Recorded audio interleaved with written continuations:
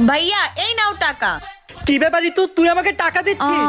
আমি দিছি। হ্যাঁ আমি দিছি, এই টাকা দিয়ে তুমি এখন এনজয় করো। হাই হাই গো, এগুলো আমি কি দেখতাছি? হ্যাঁ ভাবি, আজকে আমি ভাইয়াকে টাকা দিচ্ছি। বাহ, আমার বোনটা কতটা বুদ্ধিমান হয়ে গেছে। এই বুদ্ধিমান যদি আর কিছুদিন আগে হইতো তাহলে আমার লাখ লাখ টাকা বেঁচে যাইতো। থাক বোন, তোর এই টাকা আমার লাগবে না, এইটা দিয়ে তুই আর তোর ভাবি শপিং করে আয়। আচ্ছা সত্যি ভাইয়া, চলো ভাবি, চলো রে চলো। Bye bye.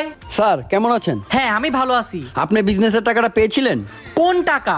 ওই যে ঋতুকে দিয়ে যে বিজনেসের টাকাটা পাঠালাম। ঋতু, জি ভাইয়া বলেন। এই টাকাটা নিয়ে রাকিব স্যারকে দিয়ে দিবা। আচ্ছা, এটা কিসের টাকা? এটা তার বিজনেসের টাকা। আচ্ছা ঠিক আছে। কি?